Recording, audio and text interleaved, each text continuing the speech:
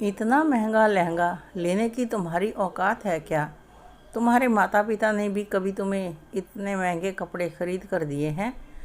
लहंगे की कीमत 20,000 रुपये देखकर रजत ने मीना को चिढ़ाते हुए कहा। मॉल में सेल लगी हुई थी और वे दोनों कपड़े खरीदने आए हुए थे। वास्तव में रजत की सैलरी के हिसाब से लहंगे की कीमत ज़्यादा नहीं थी। असल बात तो यह थी कि मीना के पिताजी एक मिडिल क्लास फैमिली से थे और रजत की फैमिली बहुत ज़्यादा पैसे वाली थी। इस बात का रजत को बहुत घमंड था। वह कभी भी मीना को नीचा दिखाने का कोई मौका नहीं छोड़ता था। हर छोटी बड़ी बात में वह मीना को दिखाता था कि वह कितने अमीर ख़ानदान से है और मीना कितने गरीब घर से आई है।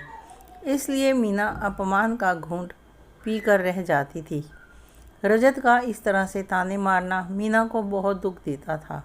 वैसे मीना के लिए यह कोई नई बात नहीं थी।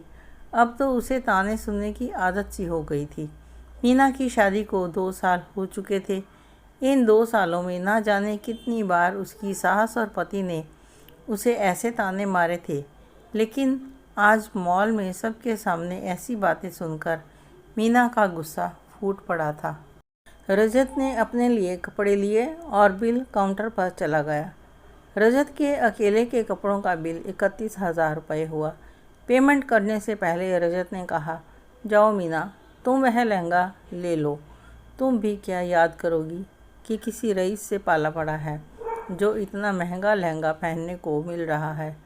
जाओ ले लो लहंगा। रजत काउंटर पर खड़ी लड़की की तरफ देखते हुए बोला, अब बीवी को नाराज़ भी तो नहीं कर सकती।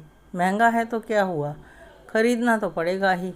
मीना को चुपचाप खड़ा देखकर रजत ने फिर से कहा, अरे जाओ ले आओ, मैं तो ऐसे ही मजाक में कह रहा था, तुम तो बुरा मान गई। जाओ ले लो वह लहंगा। मीना ने गुस्से में कहा, नहीं, मुझे कोई लहंगा नहीं चाहिए। मैं गाड़ी के पास जा रही हूँ, बिल पे करके वहीं आ जाना। यह कहकर मीना गाड़ी में जाकर बैठ गई। जब रजत गाड़ी के पास आया तो देखा मीना ने रो रो कर अपनी आंखें सुजा ली थी। रजत ने फिर कहा, अरे तुम तो हर बात को सीरियसली ले लेती हो। मैं तो ऐसे ही कुछ भी बोल देता हूँ, मेरे मन में कभी कुछ नहीं रहता।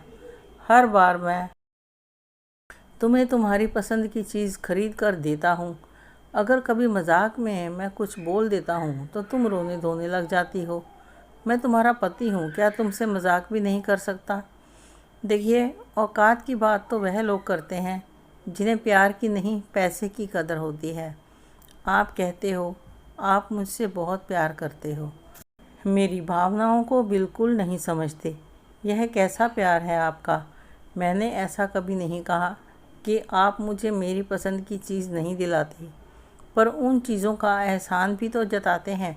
घर में बच्चों और बड़ों का ख्याल रखना जैसे मेरी जिम्मेदारी है, ऐसा करके मैं किसी पर एहसान नहीं जताती।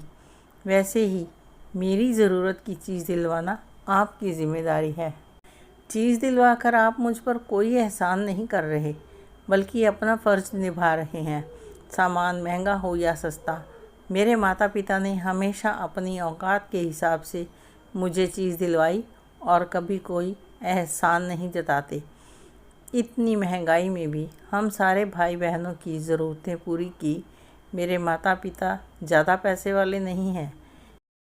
यह बात आपको पहले ही मालूम थी। यदि आपको अमीर घर चाहिए था तो शादी से मना क्यों नहीं किया?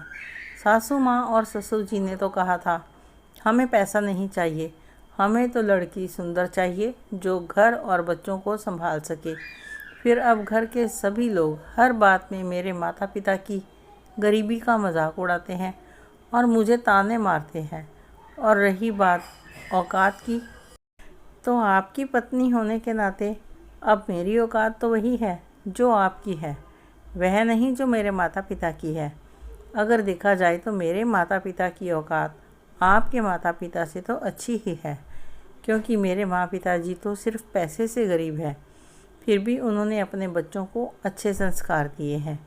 यह बात आपको भी पता है कि इतने ताने सुनने के बाद भी मैं हमेशा चुप रहती हूँ, कभी किसी को पलटकर कोई जवाब नहीं देती। लेकिन आपने कौन से संस्कार सीखे जो आप अपनी पत्नी का सम्मान करने के बजाय उसको नीचा दिखाते रहते हैं? रजत को मीना से ऐसे जवाब की उम्मीद बिल्कुल भी नहीं थी। वह चुपचाप सब सुन रहा था। अब उसे एहसास हो गया था कि वह कितना गलत था। अब कभी भी वह मीना के सामने उसके माता पिता की औकात की बात नहीं करेगा और कभी उसे ताना नहीं मारेगा, क्योंकि आज उसे अपनी औकात भी नज़र आ गई। क्योंकि पैसे से अमीर होना ही औकात की बात नहीं होती, अच्छे संस्कार होना भी औकात की बात होती है। और वह औकात मीना ने अपने पति को किसी और के सामने नहीं दिखाई। ये उसके संस्कार थे। आपको यह कहानी कैसी लगी कमेंट करके अवश्य बताएं। अच्छी लगी हो तो लाइक करें, शेयर करें, सब्सक्राइब अवश्य करें। धन्यवाद।